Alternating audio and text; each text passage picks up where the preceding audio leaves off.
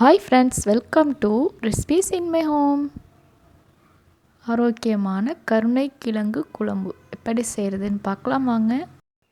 கருணைக்கிழங்கு சமைக்கும்போது சமயங்களில் அரிக்கும். அது இல்லாமல் நம்ம எப்படி சமைக்கிறதுன்னு நான் டிப்ஸ் சொல்கிறேன், ஸ்கிப் பண்ணாமல் பாருங்கள். இப்போ பார்த்தீங்கன்னா தெரியும், முளை விந்திருக்கு பாருங்கள். இப்போ வாங்கி ஒரு 15 நாள் ஆயிட்டுது. இந்த அளவுக்கு பழசாக இருந்துச்சுன்னா சமைக்கும்பொழுது நாக்கு நமக்கு அரிக்காது. முளை வந்துடுச்சு பார்த்திங்களா, இந்த அளவுக்கு வந்துடும். இந்த அளவுக்கு வந்ததும் சமைச்சிங்கன்னா நல்லா டேஸ்ட்டாக இருக்கும் குழம்பு. நமக்கு நாக்கில் அரிப்புத்தன்மையும் இருக்காது. இப்போ எப்படி சமைக்கிறதுன்னு பார்க்கலாம்.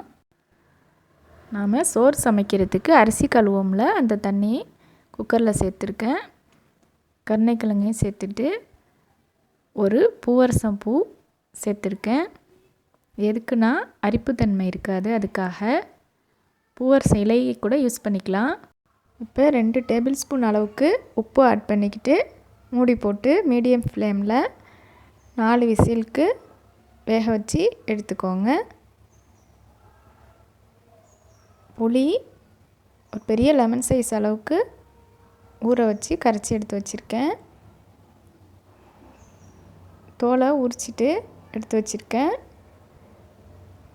இந்த சைஸில் கருணைக்கிழங்குகளை கட் பண்ணிக்கலாம். 2 கிழங்கு தனியாக எடுத்து வச்சுருக்கேன், அது எதுக்குன்னு சொல்கிறேன்.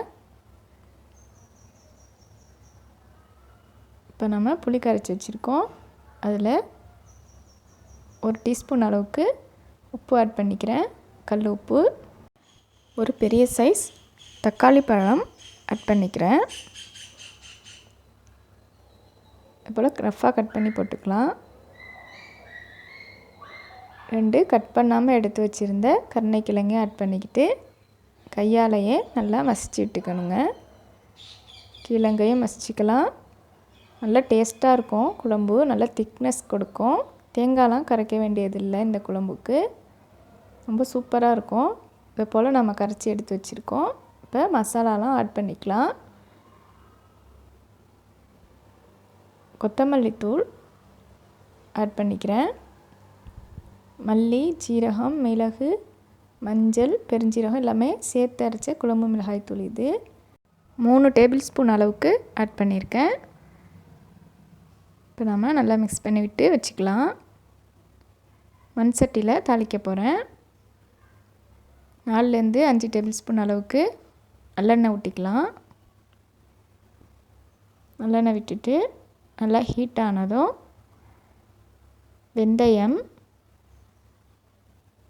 1/2 ஸ்பூன் அளவுக்கு ஆட் பண்ணிக்கிட்டேன். சீரகம் 1/2 ஸ்பூன் அளவுக்கு ஆட் பண்ணிக்கிறேன். நல்லா இது பொரிஞ்சு வரணும், வெயிட் பண்ணலாம். இப்போ பொரிஞ்சு வந்துடுச்சு. இந்த ஸ்டேஜில் வெங்காயம், பூண்டு கட் பண்ணி வச்சுருக்கேன் சேர்த்துக்கிறேன். சின்ன வெங்காயம் 1 கப் அளவுக்கு, பூண்டு 1/2 கப் அளவுக்கு கட் பண்ணி வச்சுருந்தேன் சேர்த்துருக்கேன். நல்லா வதங்கி வரணும். இப்போ இந்த அளவுக்கு வதங்கிடுச்சு. 1/2 ஸ்பூன் அளவுக்கு மிளகாய்த்தூள் ஆட் பண்ணியிருக்கேன். இந்த எண்ணெயிலே போட்டோம்னா நல்லா சூப்பராக இருக்கும் பார்க்குறதுக்கு. இப்போ நல்லா வதக்கி விட்டுடலாம். கருவேப்பிலை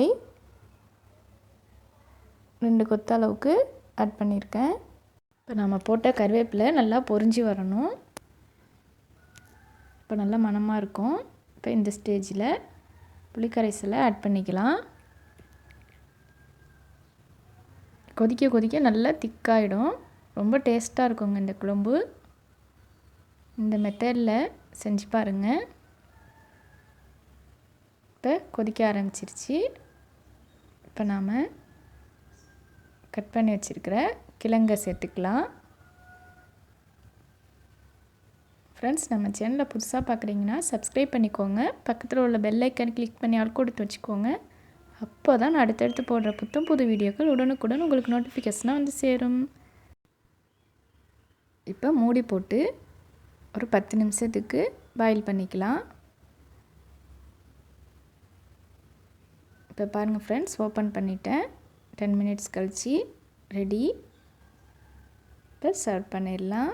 ரொம்ப டேஸ்டான ஆரோக்கியமான கருணைக்கிழங்கு குழம்பு ரெடி.